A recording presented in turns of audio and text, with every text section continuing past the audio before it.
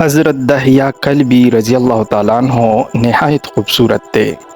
تفسیر نگار لکھتے ہیں کہ آپ کا حسن اس قدر تھا کہ عرب کی عورتیں دروازوں کے پیچھے کھڑے ہو کر یعنی چھپ کر حضرت دہیا کلبی رضی اللہ عنہ کو دیکھا کرتی تھیں، لیکن اس وقت آپ مسلمان نہیں ہوئے تھے۔ ایک دن سرور کونین تاجدار مدینہ حضرت محمد مصطفیٰ صلی اللہ علیہ وآلہ وسلم کی نظر حضرت دہیا کلبی پر پڑی۔ آپ صلی اللہ علیہ وسلم نے حضرت دہیا کلبی کے چہرے کو دیکھا کہ اتنا حسین نوجوان ہے۔ آپ نے رات کو اللہ تعالیٰ کی بارگاہ میں دعا مانگی، یا اللہ اتنا خوبصورت نوجوان بنایا ہے، اس کے دل میں اسلام کی محبت ڈال دے، اسے مسلمان کر دے، اتنے حسین نوجوان کو جہنم سے بچا لے۔ رات کو آپ نے دعا فرمائی۔ صبح حضرت دہیا کلبی رضی اللہ عنہ آپ صلی اللہ علیہ وآلہ وسلم کی خدمت میں حاضر ہو گئے۔ حضرت دہیا کلبی رضی اللہ تعالیٰ عنہ کہنے لگے، اے اللہ کے رسول، بتائیے آپ کیا احکام لے کر آئے ہیں؟ آپ صلی اللہ علیہ وسلم نے فرمایا، میں اللہ کا رسول ہوں اور اللہ واحد ہے، اس کا کوئی شریک نہیں۔ پھر توحید و رسالت کے بارے میں حضرت دہیا کلبی کو بتایا۔ حضرت دہیا کلبی نے کہا، اللہ کے نبی، میں مسلمان تو ہو جاؤں، لیکن ایک بات کا ہر وقت ڈر لگا رہتا ہے۔ ایک گناہ میں نے ایسا کیا ہے کہ آپ کا اللہ مجھے کبھی معاف نہیں کرے گا۔ آپ صلی اللہ علیہ وسلم نے فرمایا، اے دہیا، بتا تو نے کیسا گناہ کیا ہے؟ تو حضرت دہیا کلبی نے کہا، یا رسول اللہ، میں اپنے قبیلے کا سربراہ ہوں اور ہمارے ہاں بیٹیوں کی پیدائش پر انہیں زندہ دفن کیا جاتا ہے۔ میں کیونکہ قبیلے کا سردار ہوں، اس لیے میں نے 70 گھروں کی بیٹیوں کو زندہ دفن کیا ہے۔ آپ کا رب مجھے کبھی معاف نہیں کرے گا۔ اسی وقت حضرت جبرائیل امین علیہ السلام حاضر ہوئے۔ یا رسول اللہ صلی اللہ علیہ وسلم، اللہ سلام کہتا ہے اور فرماتا ہے کہ اسے کہیں، اب تک جو ہو گیا وہ ہو گیا، اس کے بعد ایسا گناہ کبھی نہ کرنا، ہم نے معاف کر دیا۔ حضرت دہیا آپ کی زبان سے یہ بات سن کر رونے لگے۔ آپ علیہ السلام نے فرمایا، دہیا اب کیا ہوا ہے، کیوں روتے ہو؟ حضرت دہیا کلبی کہنے لگے، یا رسول اللہ، میرا ایک گناہ اور بھی ہے جسے آپ کا رب کبھی معاف نہیں کرے گا۔ آپ علیہ السلام نے فرمایا، دہیا کیسا گناہ بتاؤ؟ حضرت دہیا کلبی فرمانے لگے، یا رسول اللہ، میری بیوی حاملہ تھی اور مجھے کسی کام کی غرض سے دوسرے ملک جانا تھا۔ میں نے جاتے ہوئے بیوی کو کہا کہ اگر بیٹا ہوا تو اس کی پرورش کرنا، اگر بیٹی ہوئی تو اسے زندہ دفن کر دینا۔ دہیا روتے جا رہے ہیں اور واقعہ سناتے جا رہے ہیں۔ میں واپس بہت عرصے بعد گھر آیا تو میں نے دروازے پر دستک دی۔ اتنے میں ایک چھوٹی سی بچی نے دروازہ کھولا اور پوچھا، کون؟ میں نے کہا، تم کون ہو؟ تو وہ بچی بولی، میں اس گھر کے مالک کی بیٹی ہوں، آپ کون ہیں؟ دہیا فرمانے لگے، یا رسول اللہ صلی اللہ علیہ وآلہ وسلم، میرے منہ سے نکل گیا، اگر تم بیٹی ہو اس گھر کے مالک کی تو میں مالک ہوں اس گھر کا۔ یا رسول اللہ، میرے منہ سے یہ بات نکلنے کی دیر تھی کہ چھوٹی سی اس بچی نے میری ٹانگوں سے مجھے پکڑ لیا اور بولنے لگی، بابا آپ کہاں چلے گئے تھے؟ بابا میں کس دن سے آپ کا انتظار کر رہی ہوں۔ حضرت دہیا کلبی روتے جا رہے ہیں اور فرماتے ہیں، اے اللہ کے نبی، میں نے بیٹی کو دھکا دیا اور جا کر بیوی سے پوچھا، یہ بچی کون ہے؟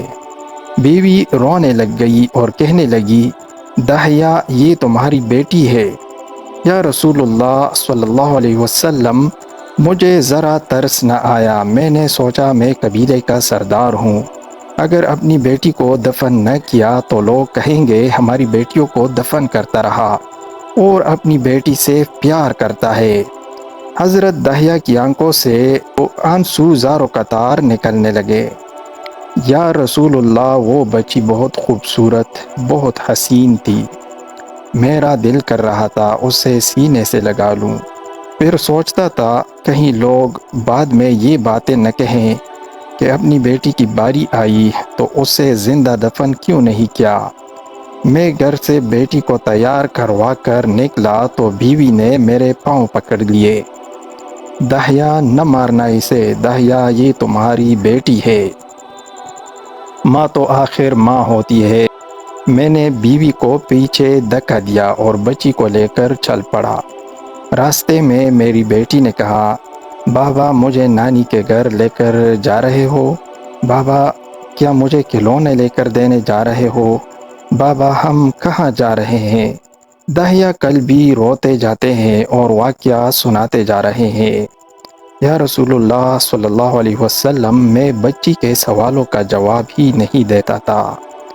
وہ پوچھتی جا رہی ہے، بابا کدھر چلے گئے تھے؟ کبھی میرا منہ چومتی ہے، کبھی بازو گردن کے گرد دے لیتی ہے، لیکن میں کچھ نہیں بولتا۔ ایک مقام پر جا کر میں نے اسے بٹھا دیا اور خود اس کی قبر کھودنے لگ گیا۔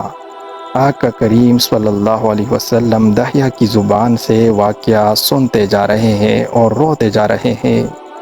میری بیٹی نے جب دیکھا کہ میرا باپ دھوپ میں سخت کام کر رہا ہے تو اٹھ کر میرے پاس آئی۔ اپنے گلے میں جو چھوٹا سا دوپٹہ تھا وہ اتار کر میرے چہرے سے ریت صاف کرتے ہوئے کہتی ہے، بابا دھوپ میں کیوں کام کر رہے ہیں؟ چھاؤں میں آ جائیں۔ بابا یہ کیوں کھود رہے ہیں اس جگہ؟ بابا گرمی ہے، چھاؤں میں آ جائیں۔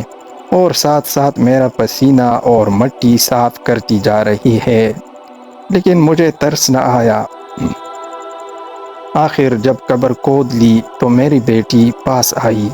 میں نے دھکا دے دیا، وہ قبر میں گر گئی اور میں ریت ڈالنے لگ گیا۔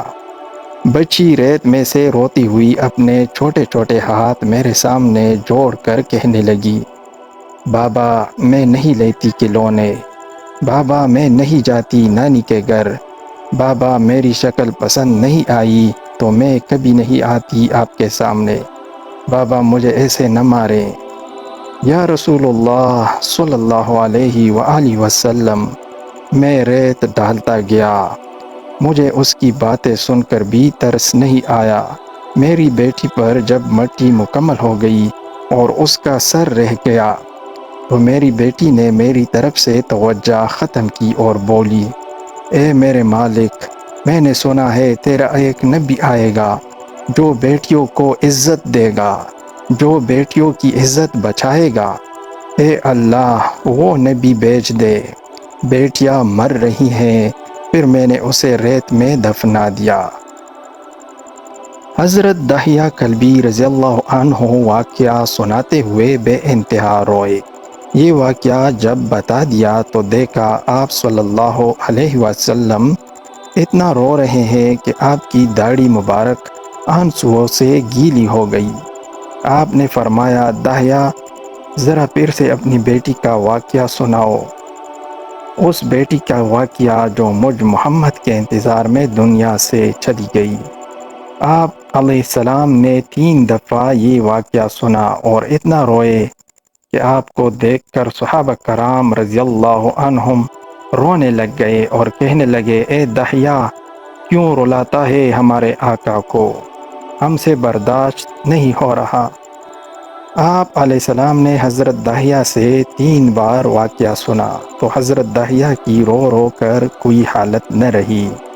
اتنے میں حضرت جبرائیل علیہ السلام حاضر ہوئے اور فرمایا، یا رسول اللہ صلی اللہ علیہ وسلم، اللہ سلام کہتا ہے اور فرماتا ہے کہ اے محبوب صلی اللہ علیہ وسلم داہیہ کو کہہ دیں، وہ اس وقت تھا جب اس نے اللہ اور آپ علیہ السلام کو نہیں مانا تھا، اب مجھ کو اور آپ علیہ السلام کو اس نے مان لیا ہے تو داہیہ کا یہ گناہ بھی ہم نے معاف کر دیا ہے۔ اس کے بعد آپ صلی اللہ علیہ وسلم نے فرمایا، جس نے 2 بیٹیوں کی کفالت کی، انہیں بڑا کیا، ان کے فرائض ادا کیے، وہ قیامت کے دن میرے ساتھ اس طرح ہوگا جس طرح شہادت کی اور ساتھ والی انگلی آپس میں ہے۔ جس نے 2 بیٹیوں کی پرورش کی اس کی یہ اہمیت ہے، تو جس نے 3 یا 4 یا 5 بیٹیوں کی پرورش کی اس کی کیا اہمیت ہوگی۔